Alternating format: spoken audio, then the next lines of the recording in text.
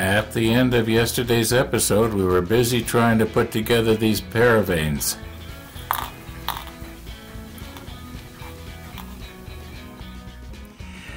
And you probably will remember I was saying that one of them, it appeared that it was a little bit not straight. In other words, this part that I'm almost about to touch right now, but don't dare because I'll knock it over. The one on your right, in other words, this part right here is flopped over a little bit to the left, to your left. So I'm going to try and grab a hold of it and just straighten it out. If I straighten it up about 15 degrees, then it will be straight up and down like this one is.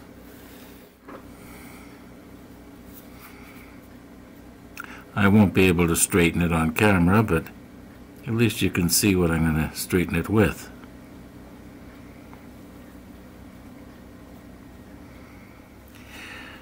On second thought, maybe I can do it on camera here. Okay, we'll bend this wing a little bit this way, and this one up like this. Well, that looks better to me. Yeah, if I was to draw a straight line right out here to, well, I think you know what I'm talking about. Okay.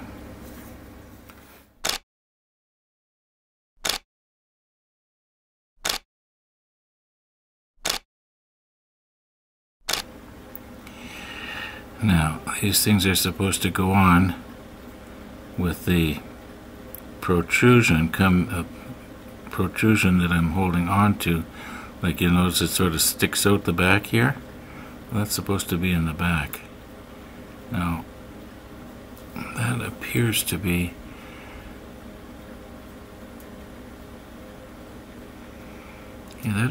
pretty good.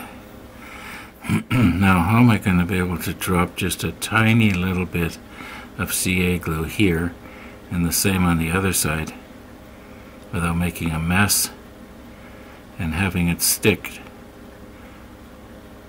to this thing and lift it off when I pull it away? You know, it might be a better idea if I was to put the CA glue on in the little groove and then drop the piece down into it. I think that would be a better idea. I'm going to reposition a bit here.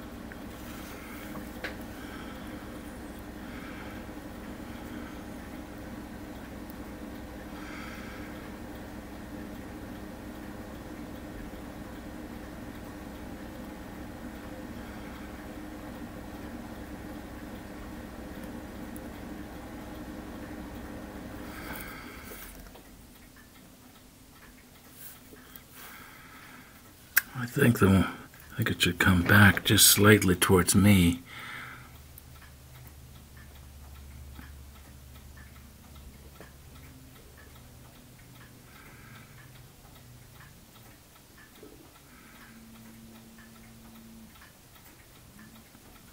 Okay, let's let that cure. About 45 minutes has passed here now, and this side right here, I think it was this one here, it did appear that we didn't maybe get very much on there, but I'm pretty sure it's stuck on. I'm not going to try and break it off.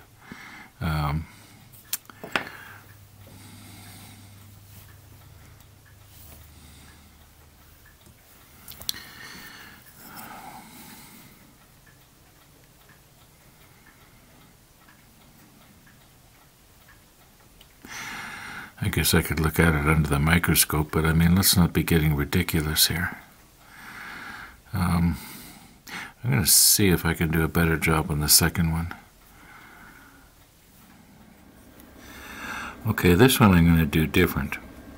I was noticing when I was doing this one here that this part here was actually riding on top of this part right here.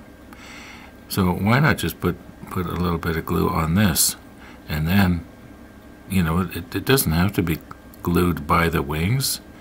I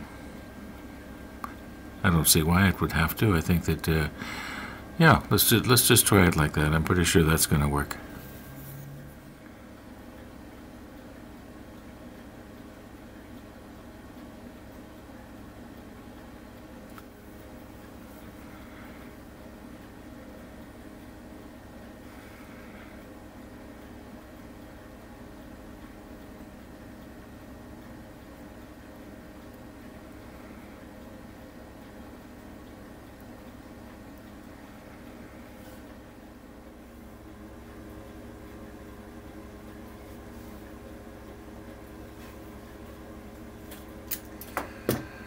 I have been to New York City twice in my life.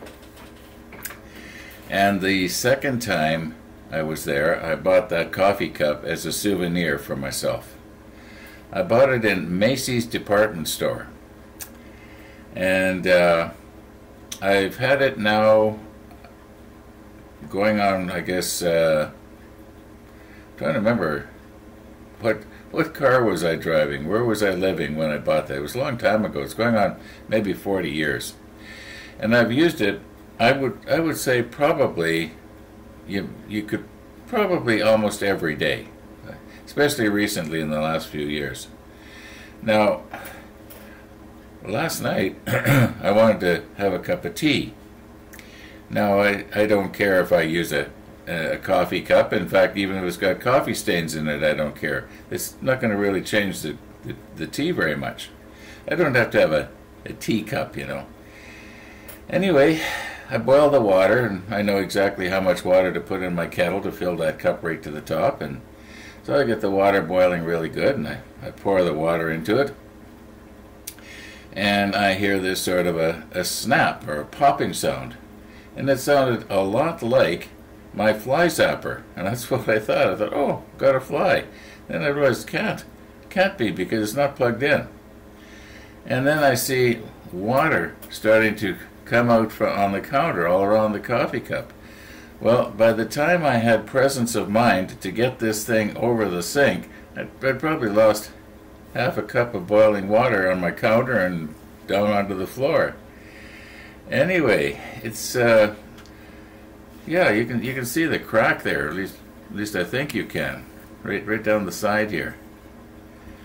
I don't know if I can fix that or not, or if I'm even going to bother. It could be that CA glue will fix it. I might be able to spread it apart and put it in and close it back up, but then it might crack somewhere else and cause a disaster. It's not like I don't have other cups. Like, you usually see this one on the model table. And that's because this one is usually half full of cold coffee sitting beside my computer. I don't believe in bad omens or good karma or bad karma or any of that kind of stuff. But someone might think, is this the beginning of something? Is this sort of going to signify something? Like when my father-in-law died, they said, yeah, and the clock stopped, and ooh, the spooky music played and all this kind of thing. And well, there was a scientific explanation of why the clock stopped the night he died. Maybe he had forgotten to wind it up before that. I don't know. Anyway, I don't believe in that kind of stuff, so I'm not worried about now this is something signifying that something bad is going to happen. You know, I'm going to be making mistakes on this model all throughout the build. And someone's going to think, oh, you remember when your coffee cup broke? You know, it's a bad omen. No. Anyway, it's just kind of too bad, because I'd had that thing for so long, and now all of a sudden I can't use it anymore. I don't think I'll throw it out. I think I'll hang on to it, and maybe I will try to CA the crack. If I do, we'll talk about it. Otherwise, let's check out and see what happened here.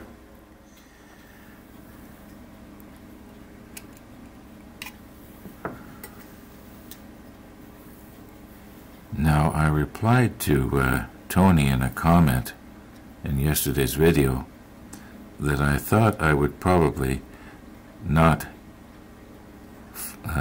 remove these little, what Tony said were ejection pin marks, and it seems to me we discussed that sort of thing previously when we were doing the Bismarck. Now these go on the side here. You can see these little pegs here go into these two holes on the side, and the thing ends up something like, well, I can't get my angle just right because the crazy camera's in the road, but it goes something like this.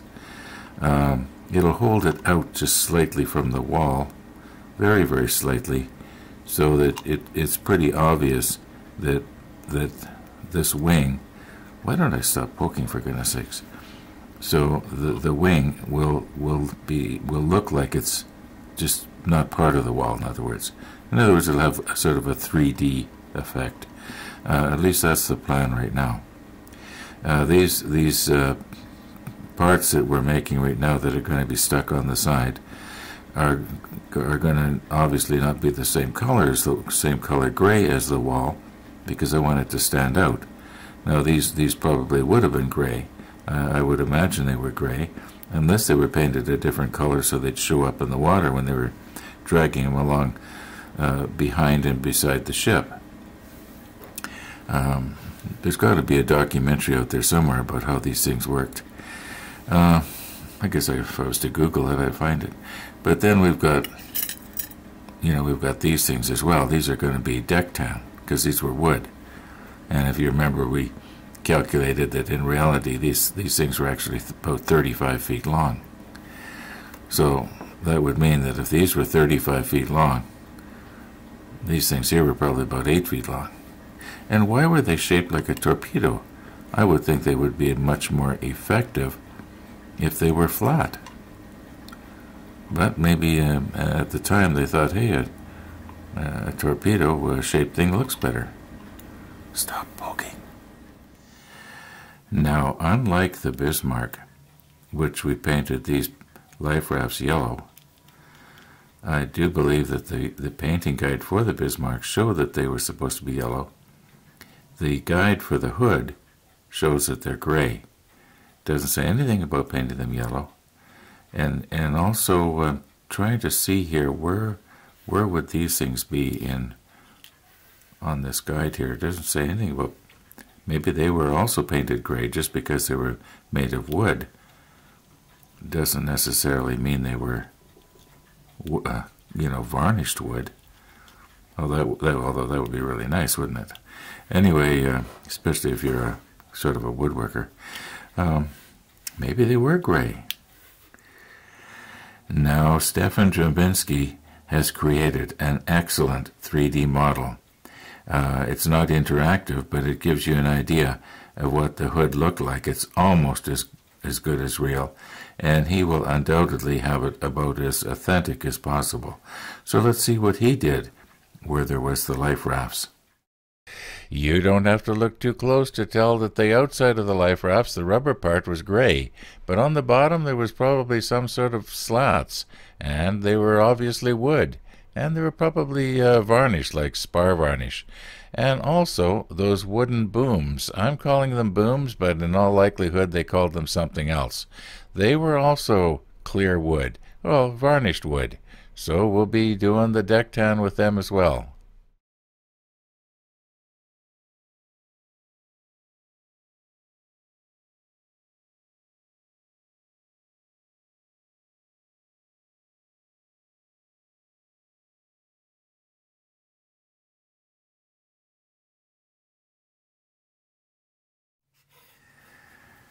Now, I had not wanted to be gluing this down onto this deck until we had this piece completed.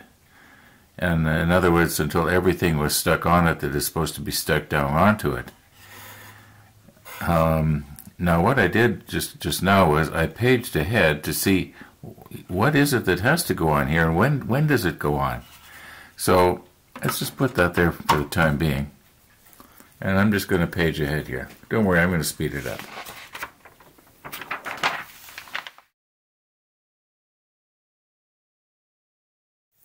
Okay, nothing major happens on this thing until we get to step 46. Then we put on L1. So I go looking for the L sprue. I can't find it, but I can see the part. It's pretty obvious. And it is its own sprue.